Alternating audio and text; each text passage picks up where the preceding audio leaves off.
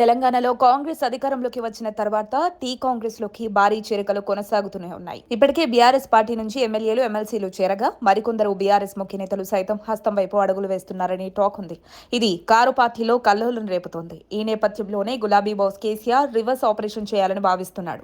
ఇందులో భాగంగా గత కొంతకాలంగా కాంగ్రెస్ నేతలపై కేసీఆర్ ఫోకస్ పెంచారు. ఇప్పటికే ఒకరిద్దరు నేతలని కారెక్కించారు. అలాగే తాజాగా కాంగ్రెస్ పార్టీ సీనియర్లపై కూడా గురిపెట్టారు. ఇప్పటికే చర్చలు పూర్తయ్యాయంటున్నారు. మాజీ ఎమ్మెల్సీ జీవన్ రెడ్డి, సరితా తిరుపతయ్య బీఆర్ఎస్ లో చేరుతారని కొంతకాలంగా ప్రచారం జరుగుతోంది. ఈ వార్తలకు బలం చేకూరేలా జగిత్యాల, గద్వాల్ నియోజకవర్గాల్లో అంతర్గత పోరు వల్ల జీవన్ రెడ్డి, సరిత కాంగ్రెస్ లో ఉండాలనుకోవడం లేదనే టాక్ జోరందుకుంది. వారిద్దరూ కూడా కాంగ్రెస్ బలపరిచిన అభ్యర్థుల తరపున కాకుండా ఇండిపెండెంట్ అభ్యర్థుల తరపున ప్రచారం చేయడంతో కాంగ్రెస్ కూడా సీరియస్ గా ఉందట. గత కొంతకాలంగా జీవన్ పార్టీ మారుతున్నారని ప్రచారం జరుగుతున్న క్రమంలో ఆయన దీని వెనుక కేసీఆర్ ఉన్నారని కాంగ్రెస్ హైకమాండ్ చెప్పినా జీవన్ రెడ్డి పట్టించుకోవడం లేదని ఆరోపణలు చేస్తున్నారు. ఆయన తీరు చూస్తే బీఆర్ఎస్ లో చేరిపోవడానికి తొందరపడుతున్నారని తాజా పరిస్థితులను బట్టి చూస్తే అర్థమవుతుందనే వారు లేకపోలేదు. ఇక జీవన్ రెడ్డి బాటలోనే సరిత కూడా నడిచేందుకు సిద్ధమవుతున్నారని టాక్ ఉంది. కాంగ్రెస్ ను దెబ్బకొట్టే వ్యూహంలో భాగంగా గులాబీ బాస్ కేసీఆర్ సీనియర్ నాయకులైన జీవన్ రెడ్డితో ఫోన్లో మంతనాలు జరిపినట్లు తెలిసింది. మున్సిపల్ ఎన్నికల ఫలితాల తర్వాత సరైన సమయం చూసి బీఆర్ఎస్ లో చేర్చుకుంటారని అంటున్నారు.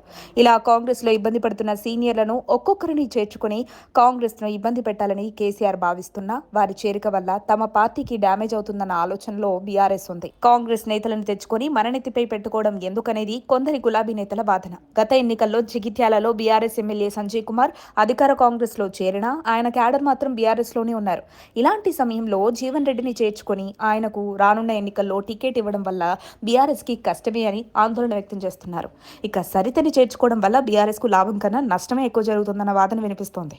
కాంగ్రెస్ ను బలహీనం చేయడానికి అక్కడి నేతల్ని తీసుకుని తమ పార్టీని వర్గ పోరాటంలోకి నెట్టేసుకుంటున్నారన్న అభిప్రాయాన్ని ఎక్కువ మందిలో వినిపిస్తోంది. రాజకీయాల్లో తాము బలపడ్డం కన్నా ఒక్కోసారి ప్రత్యర్థిని బలహీనపరచడం గొప్ప వ్యూహం అవుతుంది. కానీ ప్రత్యర్థిపై ఇలాంటి ప్లాన్ అమలు చేసే ముందు తమకు ఎఫెక్ట్ అవుతుందేమో అని గులాబీ నేతలు భావిస్తున్నారు. దీంతో కేసీఆర్ కూడా ఇదే ఆలోచనలో పడ్డారని తెలుస్తుంది. మరి చూడాలి జీవన్ రెడ్డి, సరిత రాజకీయ భవిష్యత్తు ప్రయాణం ఎలా ఉండబోతోందో.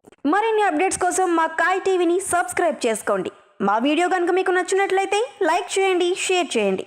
మీ విలువైన అభిప్రాయాలను కామెంట్ బాక్స్లో తెలియజేయండి.